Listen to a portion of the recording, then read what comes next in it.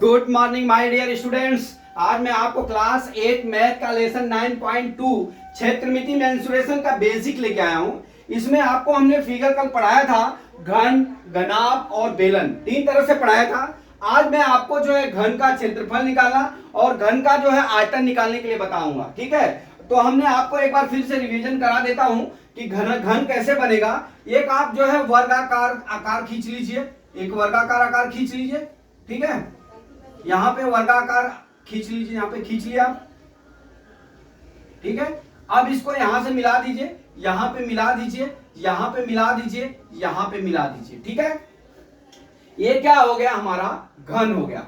तो घन का पृष्ठीय क्षेत्रफल बराबर 6l² होता है।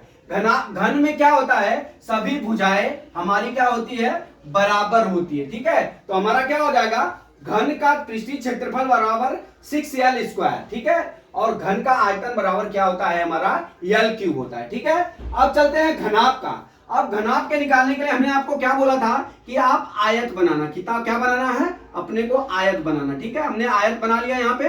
अब देख लीजिए, एक दूसरा आयत इसके अंदर बना लेते हैं। अब दूसरा आयत हमने बना लिया इसके अंदर।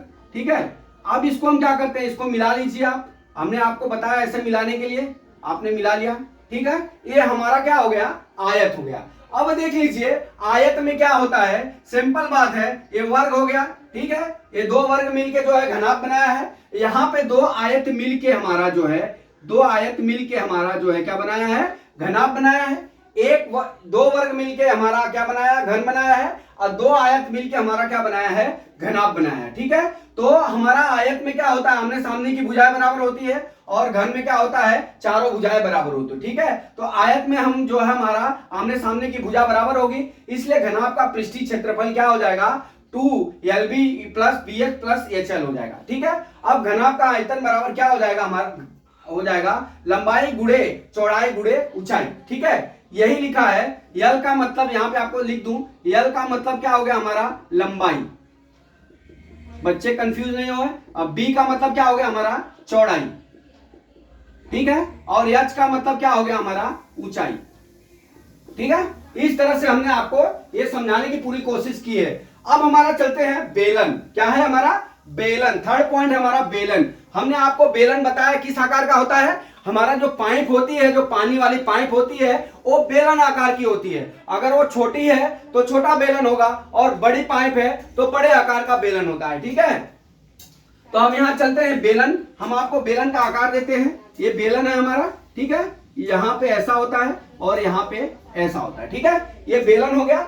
अब बेलन का पृष्ठीय क्षेत्रफल बराबर 2 पाई क्या होता है, 2 पाई r + h होता है। ठीक है, r का मतलब यह हो गया, ये बेलन के इस आधे भाग को हम क्या बोलते हैं, r हमने आपको बताया है। ठीक है, तो हमारा क्या हो गया, बेलन का पृष्ठीय क्षेत्रफल बराबर 2 पाई r + h हो गया। ठीक है, अब बेलन का आयतन बराबर क्या होता है, हमारा पाई r² h। ठीक है, क्या होता है, पाई r² h। ठीक है, r का मतलब क्या हो गया, हमारा r बराबर क्या हो गया, हमारा त्रिज्या। क्या हो गया, हमारा त्रिज्या हो गया। r बराबर त्रिज्या हो गया। पाई एक मान है, जो पाई बराबर क्या होता है, 22/7 होता है। क्या होता है, पाई बराबर हमारा होता है 22/7 होता है। इस तरह से हमने तीनों आपको समझा दिया। आपके सिलेबस में 9.2 में हम ये तीनों सूत्र का हम प्रयोग करेंगे। ठीक है, तो हम आपको बता दें, यल बराबर क्या है हमारा, यल बराबर क्या है, हमारा भुजा है। क्या है, भुजा है। ठीक है, अब समझ गए, यल बराबर भुजा हो गया। ये घन है तो घन का आयतन ये वर्ग है, तो ये आयतन बराबर कितना हो जाएगा, l³, और 6 भाग होते हैं तो 6l² हो जाएगा। ठीक है, इस तरह से घनाभ का हमारा क्या होता है, घनाभ का पृष्ठीय क्षेत्रफल 2lb + bh + hL होता है, और घनाभ का आयतन बराबर क्या होता है, l × b × h होता है। l लंबाई, b चौड़ाई, और h क्या हो गया, हमारा ऊंचाई हो गया। ठीक है, अब हम चलते हैं बेलन का पृष्ठीय क्षेत्रफल। बेलन का पृष्ठीय क्षेत्रफल बराबर 2 पाई r + h होता है। बेलन का आयतन बराबर पाई r² h होता है।